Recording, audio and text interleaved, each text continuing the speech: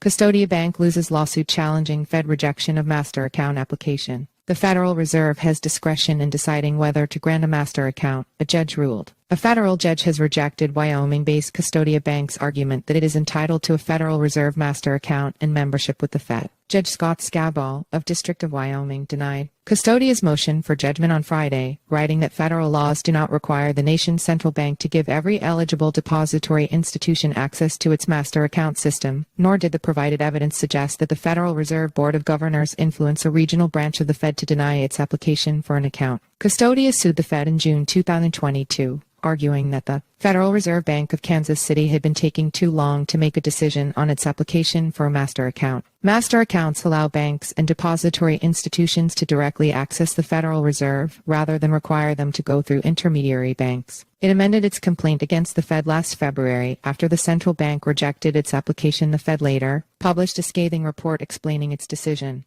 In its amended complaint, Custodia argued that the Fed's board had unlawfully directed the Kansas City Fed to reject its application, and that the Fed did not have the discretion to reject applications from non-member depository institutions. In his order Friday, Judge Skavdahl wrote that the law does not require the Fed to grant master account access to applicants, and that the evidence leaned toward the Kansas City Fed making the decision rather than the Board of Governors. Thus, unless Federal Reserve banks possess discretion to deny or reject a master account application, state chartering laws would be the only layer of insulation for the U.S. financial system, the judge wrote. And in that scenario, one can readily foresee a race to the bottom among states and politicians to attract business by reducing state chartering burdens through lax legislation, allowing minimally regulated institutions to gain ready access to the central bank's balances and Federal Reserve services. In a statement, Custodia's spokesperson Nathan Miller said, challenging the Fed's strong-arm tactics has always been an uphill battle, but Custodia Bank remains committed to our vision of creating a safe, tech-enabled bank. We are reviewing the court's decision and all of our options, including appeal.